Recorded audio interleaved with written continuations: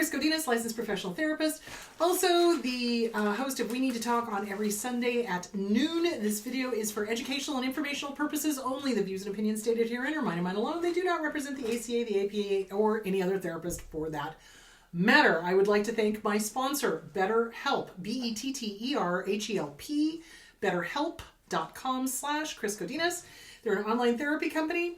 They are international. So if you need to get with a therapist, they are international, online. You just go on, fill out some questions, and they will place you with a therapist here in the US of A. If you are in the US of A, you don't like your therapist, they'll put you up with somebody who is licensed, master level, or PhD level in your state. So thank you, BetterHelp, BetterHelp, betterhelp.com/Chris Godinez. All right. So, questions. Let's get to the questions that were left over. All right. My parents never overtly said they didn't want me. They just acted that way. I still barely exist to extended family or family friends. Does this make sense? Yeah, it does. So, abusers, actions speak louder than words.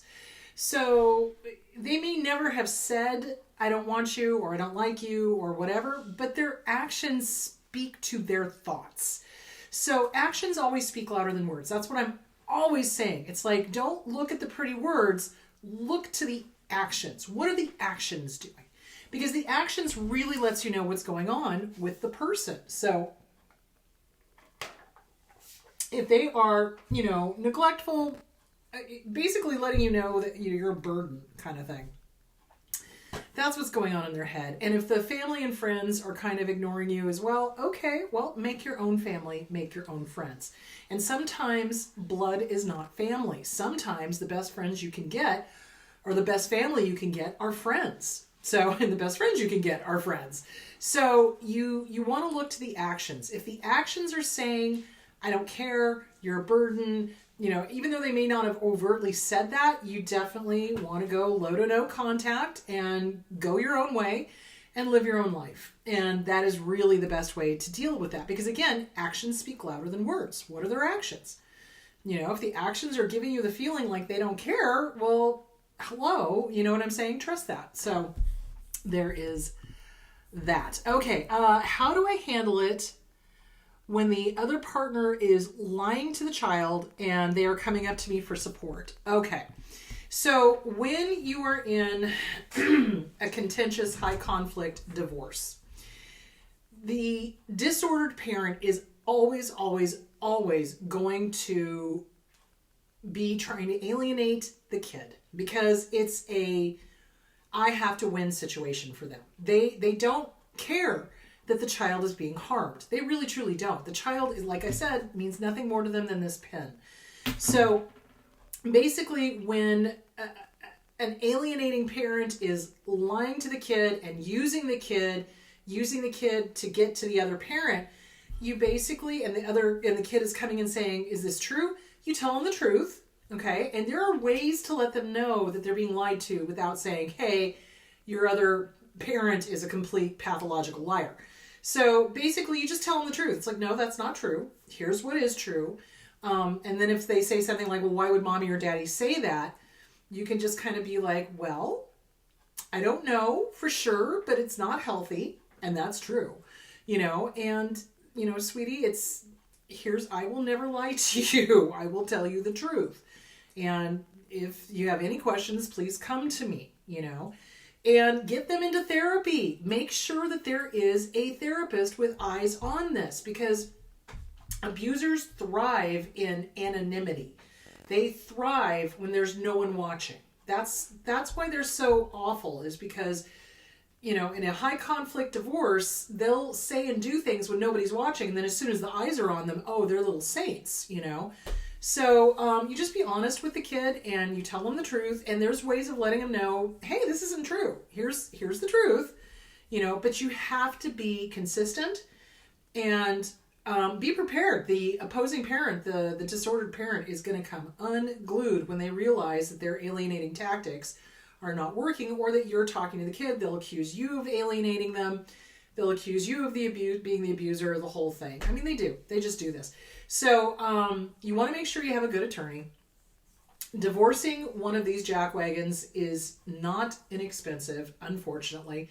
They will intentionally drag things out, keep the kids from therapy, keep things going as long as they possibly can, because they would rather have a messed up, dysfunctional connection to somebody than no connection at all. So yeah, you're going to want to be careful about that. And you tell them the truth. You don't badmouth the other parent. So it's this crazy fine line of speaking the truth, telling the truth, supporting the child, keeping them out of it, and, you know, realizing that this other parent is going to continue doing manipulative things. And yes, they're going to want you to say something that's going to come back to them so that they can gotcha. So you got to be really careful what you say, but you do be honest. You never badmouth the other parent, but you can say things that are truthful, like healthy people don't do this, hon. This is not your problem. So one thing that I see abusers do a lot is they put the kid in the middle. They use the kid as a messenger to the other parent. Well, you tell your mother or you tell your father, blah, blah, blah, blah, blah, blah, blah, blah, blah. And this poor little kid is in the middle of this, trying to people please, trying to stay safe, trying to figure out, you know, where is it safe to be and to go. This is also why kids tend to side with the abuser, is because the abuser is scary. And they think that if they appease the abuser will not abuse them. What they don't understand is they're getting abused regardless. So it's really important to have the children in therapy. It's important to tell them the truth, and it's important to only tell them on a need-to-know basis. 6-year-olds cannot cope with adult problems. 10-year-olds cannot cope with adult problems. Teenagers have a little bit more leeway, can cope with some of them, but it's not their problem. You don't want to dump on them, and you don't want to be sharing with them everything. It's a need-to-know basis. You tell them the truth. You let them know what healthy behavior is and what isn't. You make sure they're in counseling, and you keep in contact with your attorney, and you document everything, like everything. Okay, hope that answered the question. Did that get that one done? Yes, it did. Okay, let's get some of the ones that came in. Okay, let me get out of here. There we go. All right, will these disorders ever be taught? Well, yes and no. And here's the problem. And this is something that Bessel van der Kolk talked about when he was visiting here in Phoenix with the Meadows, which was awesome and phenomenal. I'm so glad I got to go see him.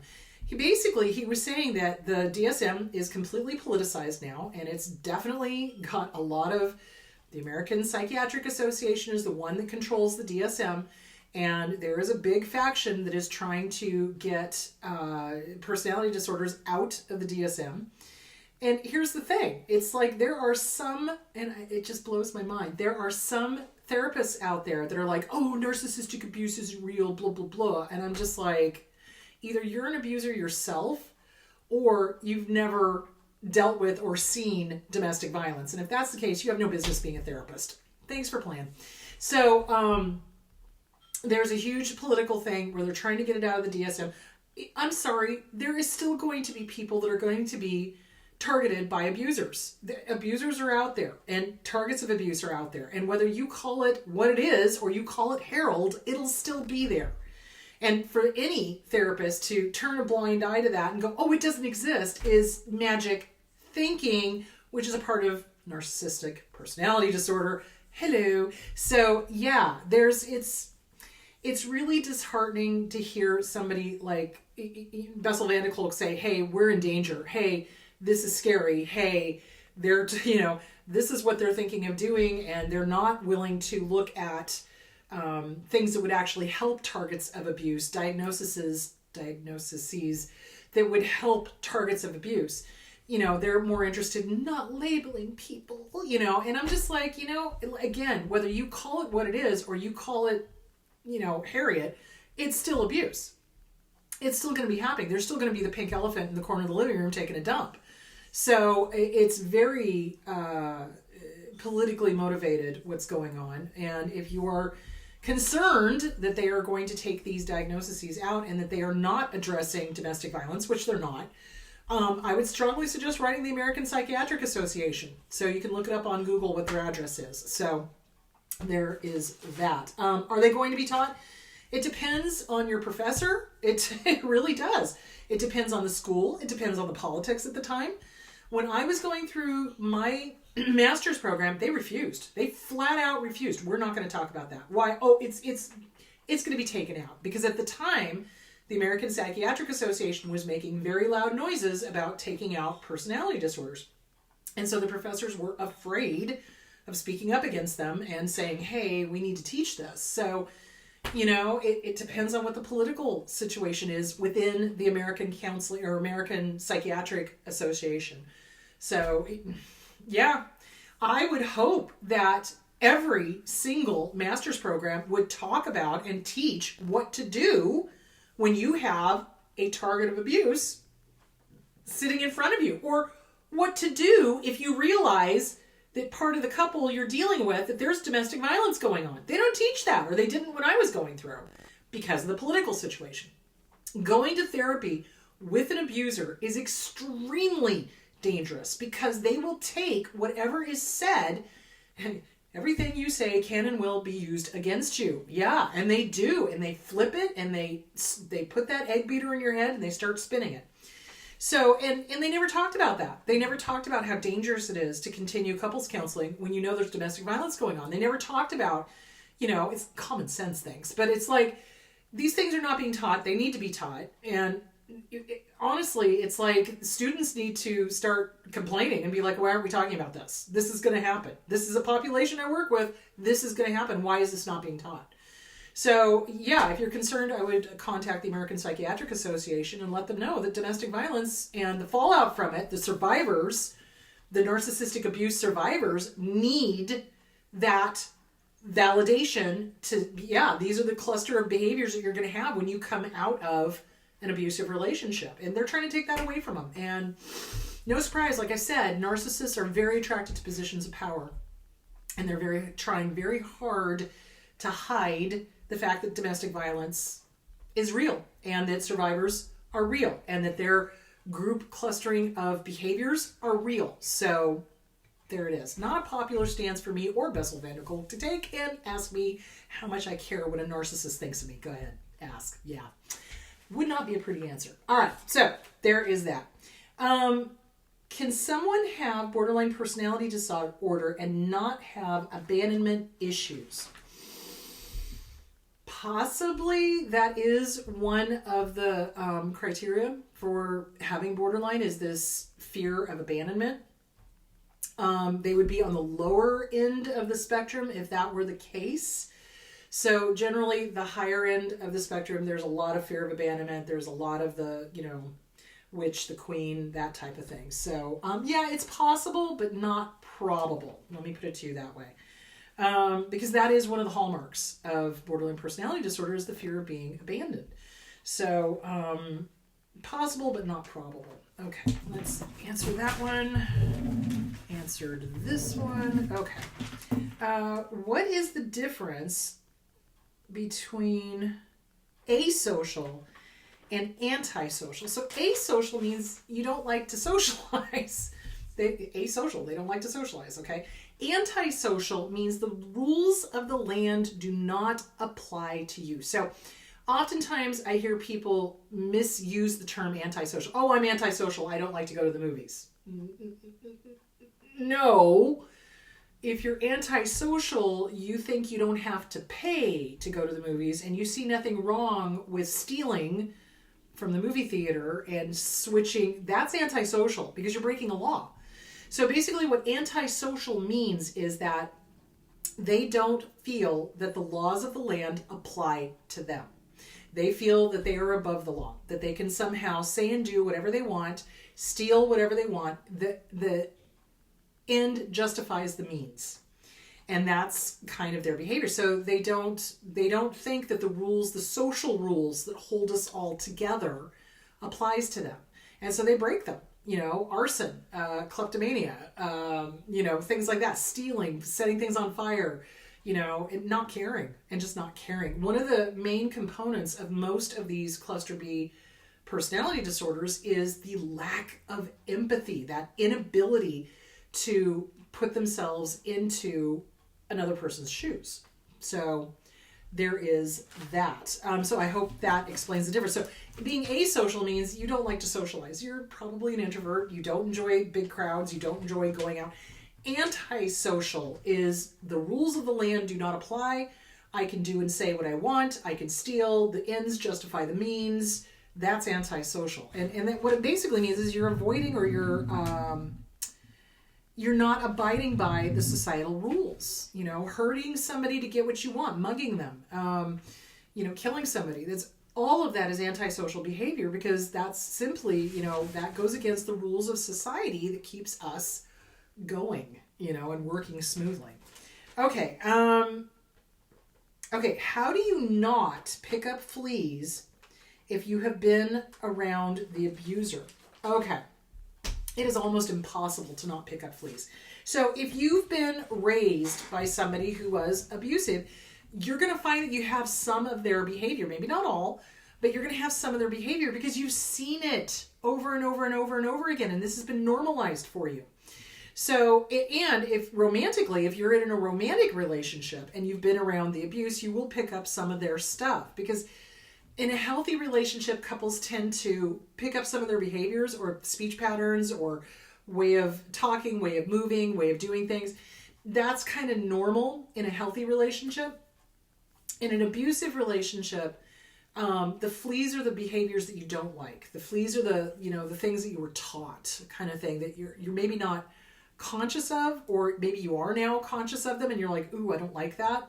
So basically it's just a matter of recognizing the behaviors you don't want, that you don't like, and then working on them. Getting with a good trauma therapist, doing EMDR, doing EFT, doing, any of the modalities that help work on the trauma, and specifically with your therapist, write out or go through the behaviors that you don't like. So, for example, my mom was very dramatic. Extremely dramatic. I mean, small mountains out of molehills. And that was something I did when I was a teenager too, because that's what I saw at home. And I quickly realized this is not healthy. This is not normal. Other people don't like it, And so I started working on that with my therapists, especially when I worked with Fabian Smith up in Portland. And we started working on the family dynamics, and we started working on my dad, and we started working on my mom, and we started working on the trauma, and we started working on the depression, and we started, So you go through and you figure out what you like, what you don't like, and then you start being mindful of the behaviors that you don't like and make sure that they don't continue to happen. And you just keep working on that. Okay, hope that answered that question. But we tend to pick up fleas. The longer we are around the abuser and the abusive behavior, the more fleas we tend to pick up. So it's usually family of origin. It can come from romantic partners or bosses or toxic friends, but usually it's family of origin that you get that from. Oh my goodness. I cannot read this. Oh, can your nervous system be destroyed by prolonged abuse? Yes, absolutely.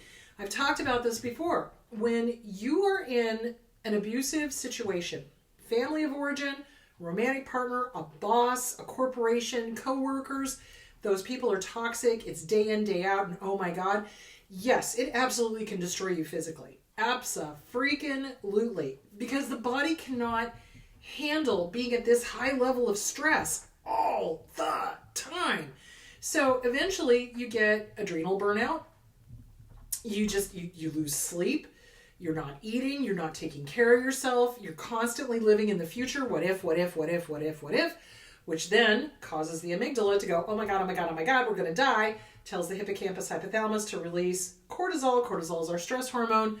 Stress hormone floods the body. Now we've got all of this extra cortisol. We're tense. We're not breathing. We're constantly having panic attacks, or we go into anger attacks. Yeah, the body can't keep that up, guys. It just, for short little bursts, it can. But for long term, oh my goodness, no. It absolutely not. The body cannot stay at high alert 24/7 for decades. I mean, people do, but they usually pay for it in some way, shape, or form.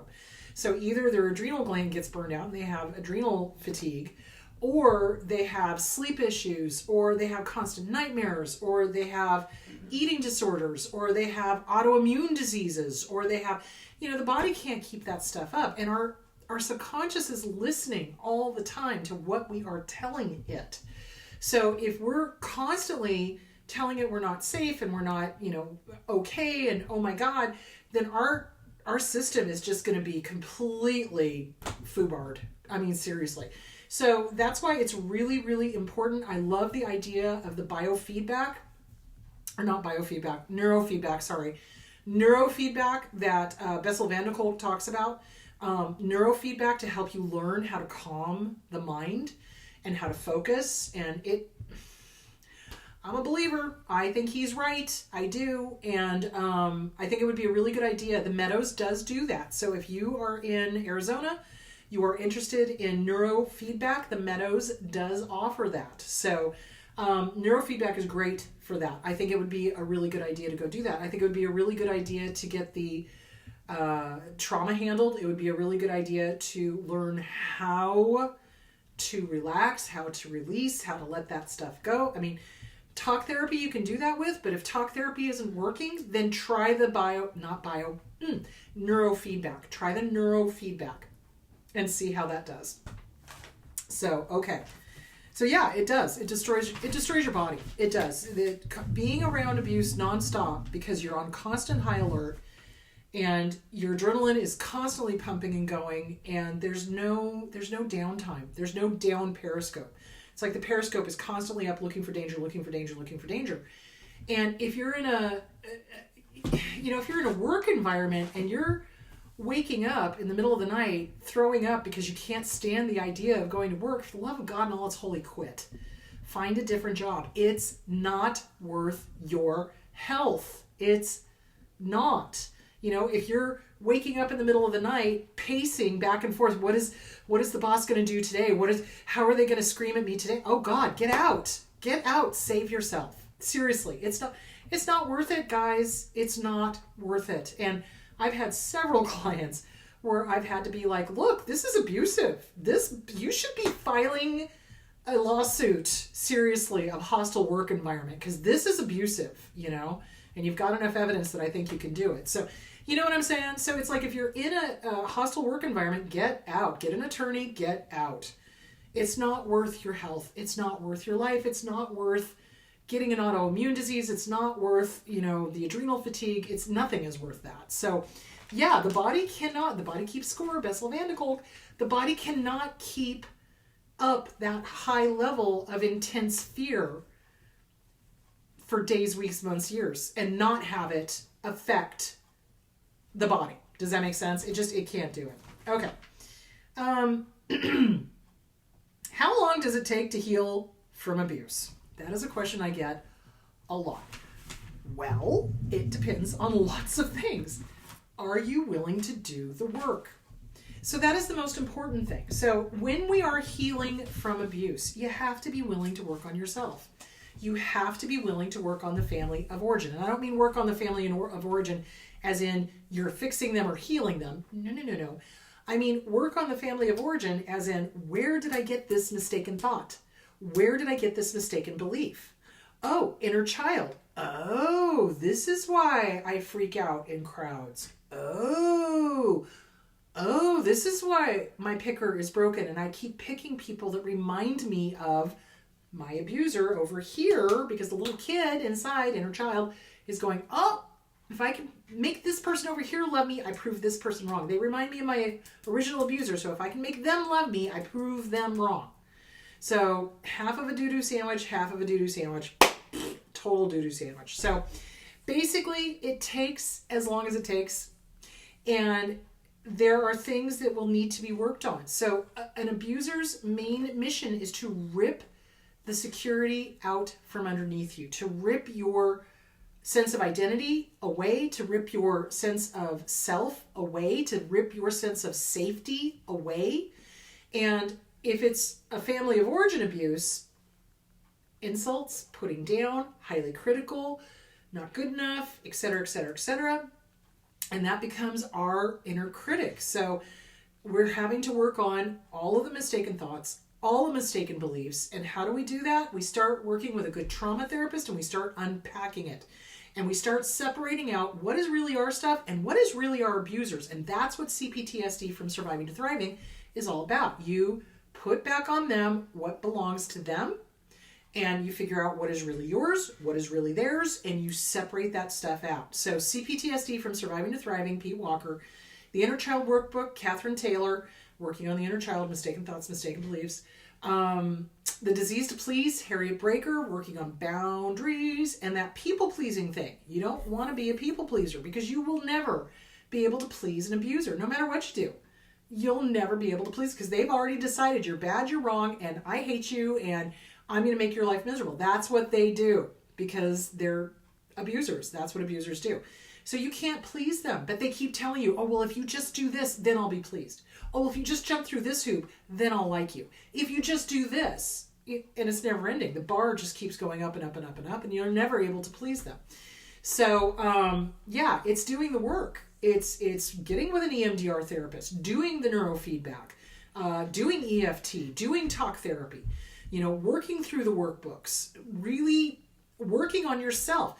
The thing a therapist is supposed to do is we're supposed to guide you. We're supposed to guide you into the right direction. It's up to you, though, to take the tools that we've handed to you and shown you how to use, and you go practice in between session. It's just like learning a musical instrument. So you get with the musical teacher, they show you the tools. I'm a pianist, so, they show you the tools, they show you how to do things, but then you have to go out and practice and then come back and show them what you've been working on. And then they will guide you like, oh, try this over here, or, try lifting your hand up a little bit more, or, whatever. Okay.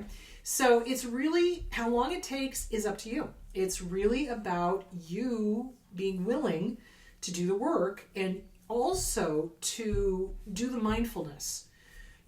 Staying single while you work on yourself, not allowing yourself to get caught up in that, I'm alone, oh my God, I need somebody, and then running into the nearest internet dating site and getting right back with another abuser. That's going to impede your progress.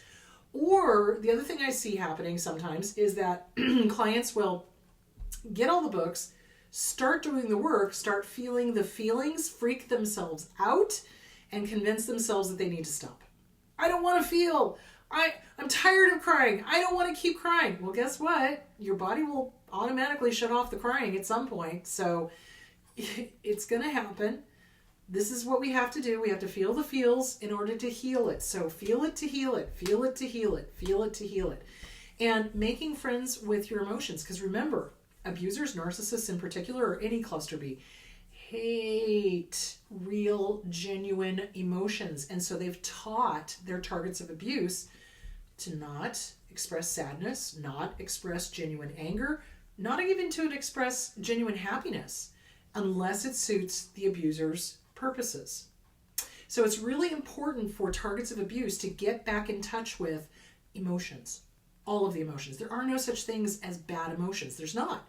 Anger is there for a reason. Anger lets us know when we've been hurt. It is the bodyguard of the softer emotions. It is the bodyguard of sadness and hurt.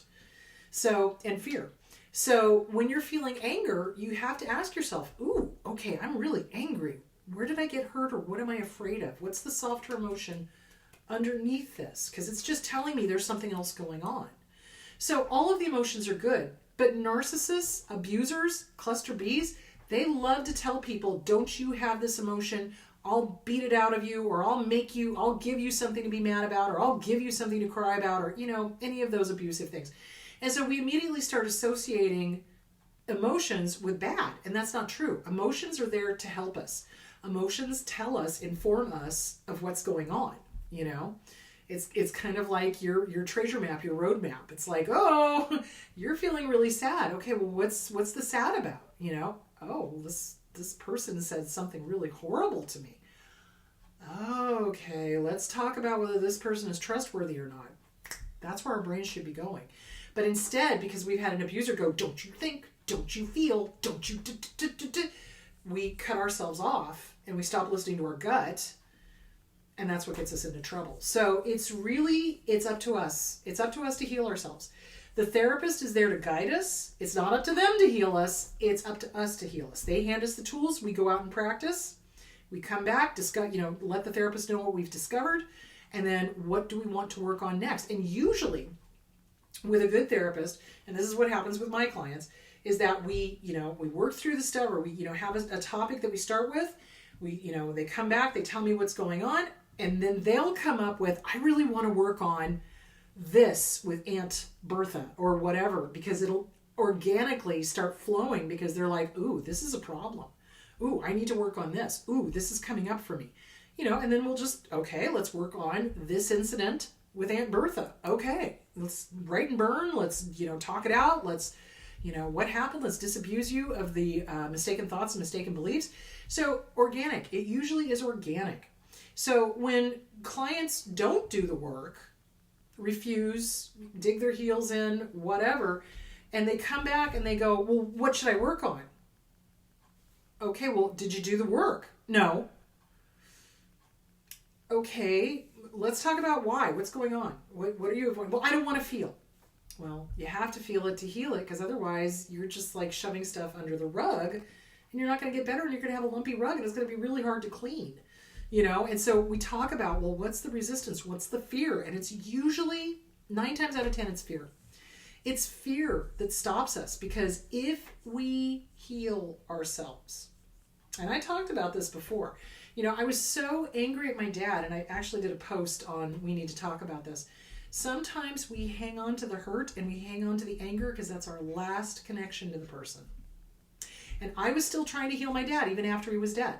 So you have to let go. Yeah, seriously, you have to be willing to go, okay, it's no longer about them. It is about me. It is about working on my happiness and my self-esteem and my boundaries, and I cannot fix them. Not my job. So yeah, so sometimes we hang on to that stuff, and sometimes we resist working on it, because we know once we're done, and they're out of your life, and you can't, game over, and that's kind of a sad thing. It is kind of a sad thing, especially because the target of abuse is usually empathic and very feeling, and we just want everybody to be okay, and they're never going to be okay, guys. We can't fix them. It's beyond our means. The only person that can fix them is them, and they're not interested. So yeah, so I hope that really long explanation of how long it takes answered your question. It's up to the person. If they're doing the work, things will improve exponentially faster than if you don't do the work. If you don't do the work at all, then it's kind of like, why are you coming to therapy and not doing the work? You're wasting your time and money. It doesn't make sense, just so you can say you're in therapy. Well, okay, but you want to make sure. It's just like Bessel van der Kolk, I love him. He was so great. He was like, if your clients are not improving, what are you doing? And I was like, brilliant. Yes, I have been saying that for a very, very long time when I watch other therapists. It's like, look, if they're not improving, why are you still taking their money? So, and I will tell my clients, if they don't do the work, I'll say, look, do the work, or I'll need to refer you out, because obviously I'm not the right therapist for you. So you need to be doing the work so that we have stuff to talk about, so that I can start guiding you, so that we can start working on this stuff, and so we'll talk about the fear, and we'll talk about what's stopping them and things like that. And usually after that, they start doing the work. But generally it's like, how old do you feel when you're putting the brakes on it? How old are you? Who are you afraid of at this point? Who are you afraid of yelling at you? Who are you afraid of letting go? So these are all things to work through. And those are all impediments, yes, that is the right word, to therapy. Oh, good Lord, I have gone way long. All right, that's it. So Sunday, we are going to be talking about wills, old age, inheritance, funerals, dealing with family, how to cope with all of that, and all that sort of good stuff. All right, kids, have a great week, and I will talk to you on Sunday. Bye.